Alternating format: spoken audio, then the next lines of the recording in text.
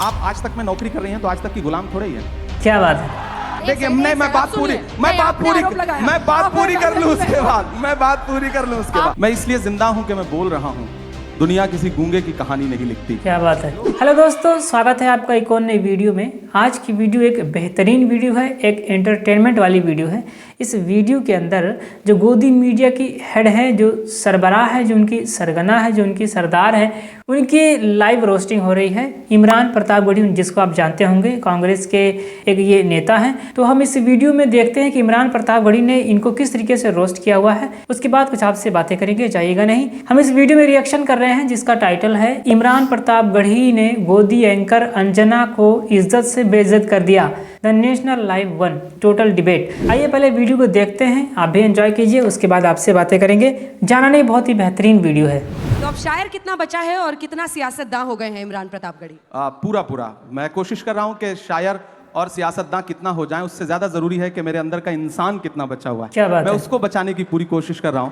और संवेदना के स्तर पर मुझे लगता है कि मैं कभी तन्हाई में बैठता हूं तो खुद से आंख मिलाता हूं, तो मुझे लगता है कि यार ठीक है, अभी उतना खराब नहीं हुआ हूं और कोशिश करूंगा कि कभी उतना खराब ना हूं। ये आवाम से भी वादा करता हूं। जब तक शायर आईना में देखने के लायक रहे तब तक वो रहता है शायर, इसलिए आपके अंदर शायर तो जिंदा है। शायर समाज का आईना होता है। 33 रैलियां आपने की है महाराष्ट्र में। हाँ, 33 महाराष्ट्र में 33 प्रेस कॉन्फ्रेंसेस की, रोड शो किए। झारखंड में 11 रैलियां की। झारखंड 11 जी। और जाके बोलते कैसे, कनेक्ट कैसे करते हैं लोगों से? मतलब एक शायर वहां खड़ा होता है या पॉलिटिशियन खड़ा होता है, कनेक्ट करना जनता से, ये हुनर क्या है? मैं इसलिए जिंदा हूं कि मैं बोल रहा हूं। दुनिया किसी गूंगे की कहानी नहीं लिखती। क्या बात है। लोग मुझे सुनने आते हैं, देखने नहीं। फिल्म स्टार्स आते हैं किसी पॉलिटिकल प्रोग्राम में तो लोग उनको देखने आते हैं, उनके डायलॉग सुनना है उनको। मेरे साथ यह है कि जो आवाम आती है मुझे सुनने, वो लाई हुई भीड़ नहीं होती, आई हुई भीड़ होती है। तो मुझे कनेक्ट करने में कोई दिक्कत नहीं आती। मैं उससे बात करता हूं और उसके मुद्दों पर बात करता हूं, शायरी के लहजे में बात करता हूं, तो उसे अच्छा लगता है। तो मुझे कोई दिक्कत नहीं आती कनेक्ट करने में, मुझे अच्छा लगता है। शब्द आपकी जादूगरी की तरह हैं और आपने हमेशा इसका इस्तेमाल किया, लेकिन मैंने आपकी बहुत शायरी पढ़ी, मुझे कई बार लगा कि इमरान के अंदर इतना दर्द क्यों है? अच्छा। इमरान के शब्दों में, उनकी लाइनों में दर्द बहुत झलकता है, इसकी वजह क्या है? एक्चुअली जिस दौर में मैं बड़ा हो रहा था, मैं हिंदी साहित्य का विद्यार्थी रहा इलाहाबाद विश्वविद्यालय में, जिस दौर में मैं बड़ा हो रहा था, समाज की घटनाएं मुझ पर प्रभाव डाल रही थी। उस समय सिस्टम एक अलग तरीके से व्यवहार कर रहा था, और खासतौर से मैं जिस समाज से आता हूं, उस समाज के दर्द को ज्यादा जल्दी महसूस करता हूं क्योंकि मैं उसके बीच में रहता हूं। मैंने उस भेदभाव को, उस सिस्टम के जुल्म सितम को करीब से देखा है, और शायर हूं तो जाहिर सी बात है कि दर्द तो है दिल में। कोशिश करता हूं, जुल्म के दौर की तारीख रकम करते हैं, इतना आसान नहीं ये काम जो हम करते हैं। क्या बात है। काट देते हैं सदा हाथ हमारे जालिम, और हम फिर उन कटे हाथों को अलम करते हैं। तो हम कोशिश कर रहे थे कि उस दर्द को महसूस करें, और मीडिया जब उस दर्द को, उस जुल्म सितम को अपना हिस्सा नहीं बना रही थी, तो मेरी कोशिश थी कि मेरे पास जो प्लेटफॉर्म है, उस प्लेटफॉर्म का इस्तेमाल उस जुल्म सितम का को गाने के लिए करूं। और मुझे लगता है कि मैं कामयाब रहा बहुत हद तक, और मैंने अपनी बात दुनिया के सामने रखी। मत समझना कि मैं गीत गाता रहा, मैं तो जख्मों का मातम मनाता रहा। ये समझ करके जालिम पिघल जाएगा, मैं तरन्नुम में मातम मनाता रहा। तो मैं मातम मनाता था, लोग उसको सुनते थे, पसंद करते थे। क्या बात है। मैं जुल्म पर मातम मना रहा था, लोग सुनते गए, उसको पसंद कर। ये जुल्म हो किस पर रहा है? समाज में हाशिए पर मौजूद हर इंसान पर। वो हिंदू भी है, मुसलमान भी है, सिख भी है, ईसाई भी है। क्या बात है, सही है। और सिस्टम कर रहा है, इसमें कोई दो राय नहीं, आज भी कर रहा है, और उससे एक बहुत लंबी लड़ाई लड़ने की जरूरत है। और सबसे बड़ी जिम्मेदारी है कलमकारों की। कलमकार जो है वो सत्ता का अस्थाई विपक्ष है। हमारी जिम्मेदारी है कि जब मैं शायर बन के बोलूं तो फिर हाकिम से आंख मिला के बात करनी है, वो कोई भी हो, वो हमारा अपना हाकिम क्यों ना हो, तब मैं उससे भी आंख मिला करके बात करके बोलूंगा। जब मैं 2010, 2011, 2012, 14 में शेर लिख रहा था, नज़में लिख रहा था, जो नज़्म मेरे इंट्रोडक्शन में उन्होंने सुनाई कि माँ हम भी तेरे बेटे हैं, वो मैंने 2011 में लिखी थी। मैंने मदरसे की नज़्म 2012 में लिखी। उसके बाद हालात जैसे जैसे बदलते गए, मैंने कोशिश की कि मैं अपने कलम के साथ इंसाफ करता रहूं। सिस्टम जुल्म करता है, इन दिनों थोड़ा बढ़ गया है, आप लोगों ने दिखाना कम कर दिया है, तो हमें और जोर से बावाज़े बुलंद बोलना पड़ता है। बस इतनी सी बात है। अरे बाप रे, ये तो धोती खोल रहा है। लेकिन चूंकि आपने ये चर्चा छेड़ी है, तो आप क्या दोहरा जीवन जी रहे हैं? क्या इमरान को, खुद एक शायर को, एक पार्टी का गुलाम बनना पड़ा ताकि उनकी आवाज मैग्नीफाई हो? गुलाम अभी बदत है भाई, अभी बदत है। अभी तूने उंगली किया ना, अभी बदत है। कई शायर ऐसे हैं जो आज भी ये मानते हैं कि हमें पार्टी और सियासत से कुछ नहीं लेना देना और अंजना उनकी जी, कलम में क्या अंजना कम जी, ताकत है। पहले तो आपके सवाल में जो शब्द है, आप आज तक में नौकरी कर रही हैं तो आज तक की गुलाम थोड़े ही हैं। Good question.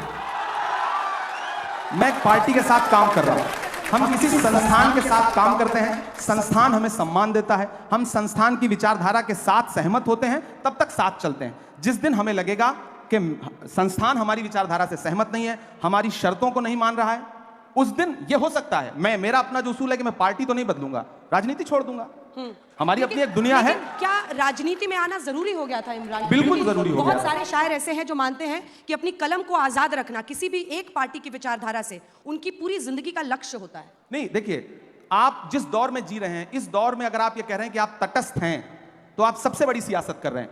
ये कहना कि मेरा सियासत से कोई लेना देना नहीं है, ये सबसे बड़ी सियासत है। जो भी ये कह रहा है वो सबसे बड़ी सियासत कर रहा है, वो अपने आप को सबका रखना चाहता है। ये बड़ी अच्छी बात कही आप। और मेरा अपना मानना है कि या तो इधर खड़े हो जाओ या तो उधर खड़े हो जाओ। आज का दौर ऐसा है कि आप सिर्फ जुल्म को बुरा मत कहो, जालिम को बुरा मत कहो, जो अच्छा है उसका साथ भी दो। हाँ। हम सिर्फ फेसबुक पर, ट्विटर पर, इंस्टा पे पोस्ट कर देते हैं, ये मामला हुआ, ये बड़ा गलत हुआ। जिसके साथ गलत हुआ उसके साथ खड़ा कौन होगा? अगर सारे लोग एक सोशल मीडिया पे पोस्ट करके अपनी जिम्मेदारी से अलग हट जाएंगे तो मुझे लगता है कि साथ देने वालों की कमी आ गई। पहले होता था, बड़े बड़े प्रोटेस्ट होते थे, आंदोलन होते थे, हुकूमतें झुकती थी। अब क्या है कि हमने फेसबुक पे एक पोस्ट लिख दिया, ट्विटर पे एक ट्वीट कर दिया, हमें लगता है हमने अपनी जिम्मेदारी पूरी कर ली। नहीं, हमें सड़क पर भी उनका साथ देना है, आपको जीना भी है। मीडिया तो आपको दिखाएगा नहीं, तो सोशल मीडिया का सहारा भी लेना है। तो ऐसे में हमारे पास माध्यम क्या है? सही कहा। लोगों के पास जाने के लिए एक तो मंच है, दूसरा वो वाला प्रपंच है, तो उससे निपटना ही है। तो आप कैसे पार पा सकते हैं? वो जिसका जिक्र फसाने में था ही नहीं, वो बात इन साहब को बड़ा नागवार गुजरी है। अब बैठे भी हमारे मंच पे है। अच्छा, बताइए, यही सुंदरता है। ये नया भारत है, ये घर में घुस के मारता है। यहाँ पे बैठे हैं, मंच हमारा है, और फिर भी शिकायत कर रहे हैं कि हम इनको दिखाते नहीं हैं। शिकायत नहीं कर रहा हूँ, हम लोगों के बीच में बहुत सामान्य बातचीत हो रही है, तो आपको सामान्य तरीके से ही मैं बात कह रहा हूँ। मैं जब मीडिया की बात करूं तो देखिए, मैं कलम का आदमी हूं, तो जाहिर सी बात है मेरी शिकायत भी अपने परिवार के लोगों से ज्यादा होगी। साहित्यकार हमारी भी तो शिकायत है, आजाद देते अपनी कलम को, क्या धार थी। अब ऐसा लगता है आप स्वतंत्र पत्रकारिता चलिए शुरू बिल्कुल वही कर रहे हैं हम लोग, वही कर रहे हैं, और इसीलिए आप भी मजबूर होते हैं इस मंच पर आने के लिए। देखिए, आप भी मजबूर होते हैं क्योंकि आज तक जैसा मंच है नहीं। इमरान प्रतापगढ़ी जी, आप भी जानते हैं आज तक जैसा मंच है नहीं। झूठ बोल रहा है। हमारी क्रेडिबिलिटी और सर्वश्रेष्ठता पूरी दुनिया में धमक रखती है, और वो किसी एक व्यक्ति के बोलने से ना तो ऊपर चढ़ती है ना गिरती है। कुछ चीजें स्थायी होती हैं। तभी आप भी आए हैं, आपके कुछ प्रशंसक आगे की कतारों में बैठे हैं, वो भी इसीलिए आए हैं क्योंकि उनको पता है कि यहाँ पर इससे जो हम वीडियो एडिट कर करके डालेंगे वो वायरल होगा। प्यारी समझ गई। अंजना जी, देखिए, तुम्हारी बज़्म के बाहर भी एक दुनिया है। मेरे हुजूर बड़ा जुर्म है ये बेखबरी। हाँ। आज तक बहुत अच्छा संस्थान है, मैं किसी एक संस्थान को क्रिटिसाइज नहीं कर रहा हूँ। तो बाकियों का भड़ास यहाँ मत निकालिए। हम यहाँ अगर आए हैं ना, तो आपने हमें बुलाया है, हम तब आए हैं। बिल्कुल, हमारे मेहमान हैं आप। हमने कितने सांचों में ढल के आए हैं, कितने सांचों में ढल के आए हैं, ख्वाब की तरह पल के आए हैं।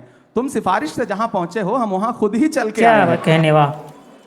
तो साला ये दुख का खत्म नहीं होता बे।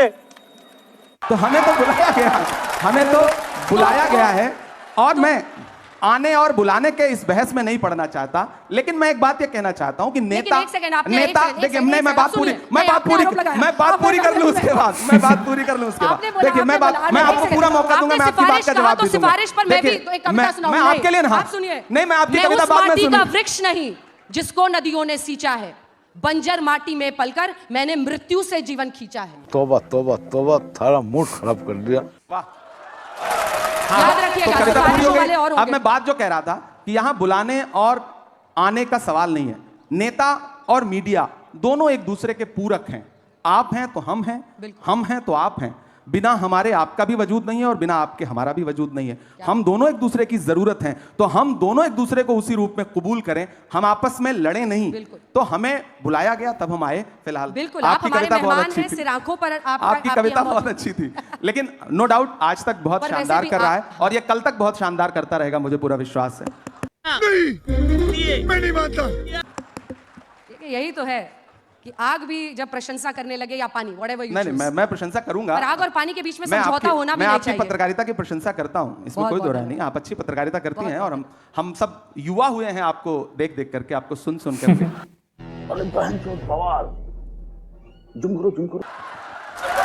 ये मेरे लिए बहुत खुशी की बात है कि मुझे देख देख कर आप जैसे लोग भाई जाहिर जवान सी हो बात गए, है, हम एक वक्त शायर में भी बने और फिर नेता भी बन गए। जब यूनिवर्सिटी में पढ़ रहे थे तो हमें मतलब कुछ चंद लोग हैं, चुनिंदा लोग हैं जिनकी पत्रकारिता Thank you so much. सुन रहे थे हम लोग, और हमें लगा कि पत्रकारिता की पढ़ाई करनी चाहिए, तो उसमें आपको क्रेडिट देता हूं मैं इस बात के लिए। बहुत बहुत अब राजनीति में आ गया, पार्लियामेंट में चला गया, लेकिन उम्र तो कम ही है ना।